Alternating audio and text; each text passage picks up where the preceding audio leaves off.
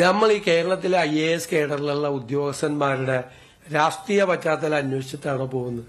അദ്ദേഹത്തിനെതിരായി ഒരു നടപടി ഉണ്ടായിരുന്നു, രണ്ടുപേർക്കെതിരായി നടപടി ഉണ്ടായിരുന്നു. നിങ്ങൾ തന്നെ എന്നോട് ചോദിച്ചു ആ നടപടി പിൻവലിക്കുമോ എന്ന്. ഞാൻ പറഞ്ഞു അത് ഞങ്ങൾ പഠിച്ചുകൊണ്ടിരിക്കുകയാണ്. അവർക്ക് എതിരായി നടക്കുന്ന അച്ചടക്ക നടപടികൾ നിലനിർത്തിക്കൊണ്ട് തന്നെ സസ്പെൻഷൻ റിവോക്ക് ചെയ്തവരെ സർവീസിൽ വെച്ചു. ഒരു കാര്യം മനസ്സിലാക്കണം, കേരളത്തിലുള്ള സർവീസിലെ എണ്ണം ഭയങ്കര കുറവാണ്. ഒരുപാട് പേര് ഡൽഹിയിലേക്ക് പോയിരിക്കുകയാണ്. അവിടുത്തെ കമ്പൽസറി സർവീസ് ഉണ്ട് ചിലർക്ക്.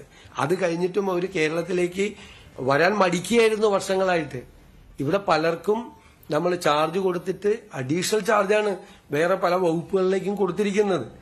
സർക്കാർ വളരെ ബുദ്ധിമുട്ടിയിട്ടാണ് ഈ സെക്രട്ടറിമാരുടെയും സ്പെഷ്യൽ സെക്രട്ടറിമാരുടെയും IAS ഉദ്യോഗസ്ഥന്മാരുടെയും നിയമനങ്ങൾ നടത്തുന്നത്.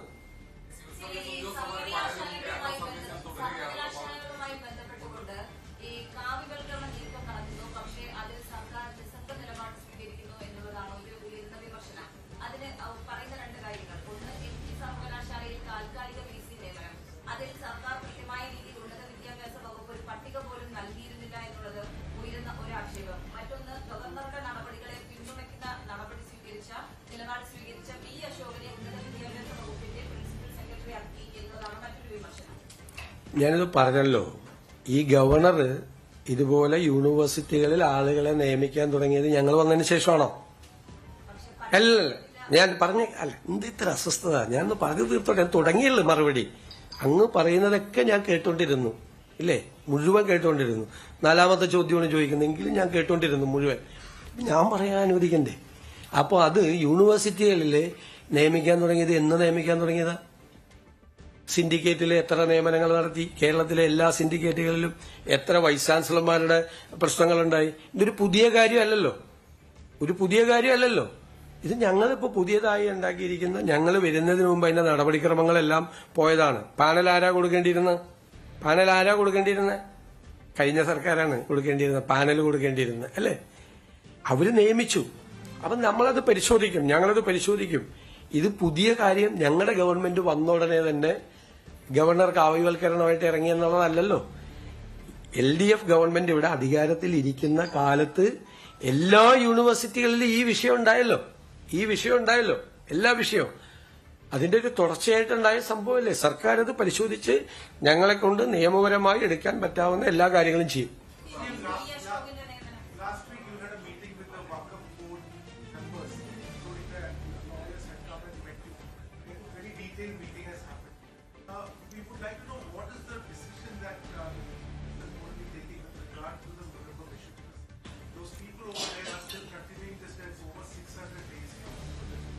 അല്ല, ഞങ്ങളത് സ്റ്റഡി ചെയ്തുകൊണ്ടിരിക്കുകയാണ്. അവസാനം വന്ന ഈ പോർട്ടലില് ഇത് ചേർത്തതോടുകൂടി വഖഫ് ഭൂമിയാണെന്ന് അവസാനത്തെ വഖഫ് ബോർഡ് പോകുന്ന വഴിക്ക് ഞങ്ങളുടെ ഗവൺമെന്റ് വരുന്നതിന്റെ ഇടയിൽ ഒരു തീരുമാനം എടുത്തല്ലോ, ഒരു ഡിസിഷൻ എടുത്തല്ലോ. അല്ല, നമ്മൾ അതിന്റെ ഭാഗമായിട്ട് ഞങ്ങൾ എല്ലാവരുമായിട്ട് ഇന്ററാക്ട് ചെയ്ത് അവരുമായിട്ട് സമരസമിതിയുടെ ആളുകളുമായിട്ട് സംസാരിച്ചു. എല്ലാവരുമായിട്ട് ഞങ്ങൾ സംസാരിച്ചുകൊണ്ടിരിക്കുന്നുണ്ട്. ഇതുമായിട്ട് ബന്ധപ്പെട്ട് തീരുമാനം ഉണ്ടാവും.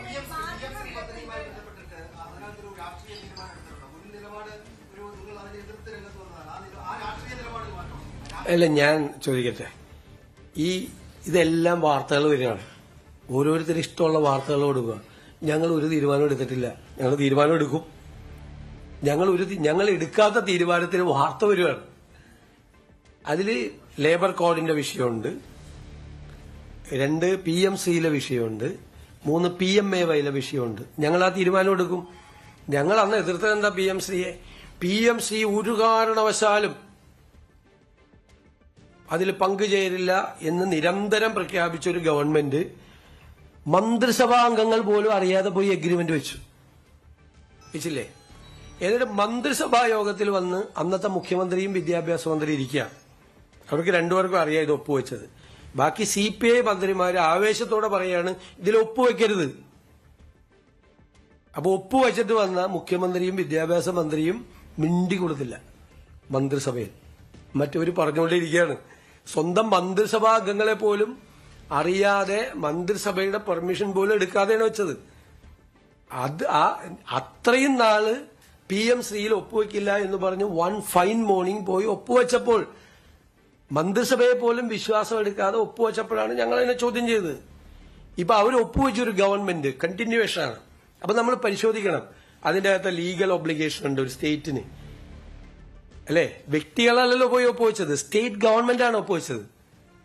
ഗവൺമെന്റ് ഓഫ് കേരളയാണ് ഒപ്പുവെച്ചത്. ഇപ്പൊ ഗവൺമെന്റ് ഓഫ് കേരള, ഞങ്ങള് ഭരണതലത്തിലെ ആളുകൾ മാറിയെന്നല്ലാതെ ഗവൺമെന്റ് ഓഫ് കേരള തന്നെയാണ് ഞങ്ങളുടെ പൊസിഷൻ. അപ്പൊ ഇതിനകത്ത് ലീഗൽ പൊസിഷൻ എന്താണ്, അതിലെങ്ങനെ സ്വീകരിക്കാൻ പറ്റുമെന്ന് പഠിക്കാതെ ചെയ്യാൻ പറ്റുമോ?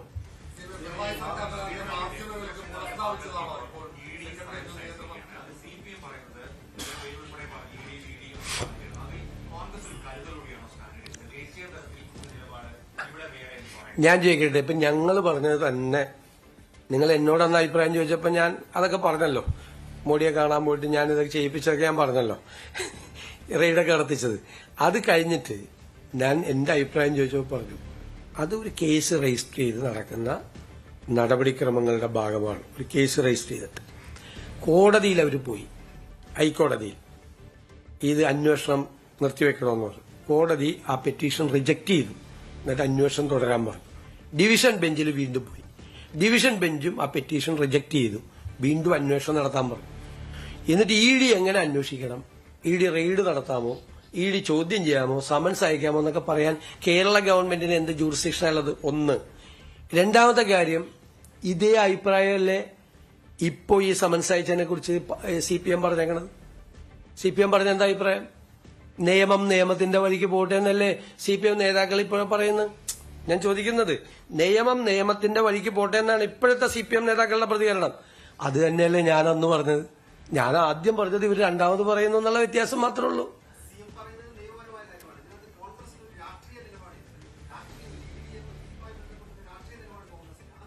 അല്ല, ആ നിലപാട് വന്നപ്പോഴും ഞങ്ങൾ അന്വേഷണമായിട്ട് സഹകരിക്കുകയായിരുന്നു.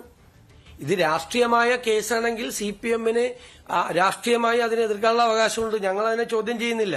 പക്ഷെ ഇ ഡി റെയ്ഡ് ചെയ്യാൻ വരുമ്പോൾ ഇ ഡിയുടെ വണ്ടി തല്ലി പൊളിക്കുക, അതിന്റെ അതിരിക്കുന്ന ആളുകളെ അടിച്ചാൽ ലോ ആൻഡ് ഓർഡർ സിറ്റുവേഷൻ ആണ്. അവിടെ പോലീസ് ഇടപെടും. അതൊന്നും നടക്കില്ല കേരളത്തിൽ, അതൊന്നും നടക്കില്ല. അതിലിടപെടും. നമ്മള് 55 മണിക്കൂർ രാഹുൽ ഗാന്ധിയെ ഇന്ററോഗേറ്റ് ചെയ്തില്ലേ? അവരവിടെ പോയിരുന്നില്ലേ? മനസ്സിലായില്ലേ? കേസല്ലേ? ഇപ്പൊ CPM നേതാക്കൾ എല്ലാവരും പറയുന്നുണ്ടല്ലോ. ഇപ്പൊ ഇഷ്ടിക കയ്യിലെടുത്തില്ലല്ലോ സമൻസ് അയച്ചപ്പോ. ഇഷ്ടിക കയ്യിലെടുത്തോ? ഇഷ്ടിക കയ്യിലെടുത്തില്ല. നിയമത്തിന്റെ വഴിക്ക് പോട്ടെ എന്ന് അത് മാത്രമേ ഞാനും പറഞ്ഞുള്ളൂ അന്ന്.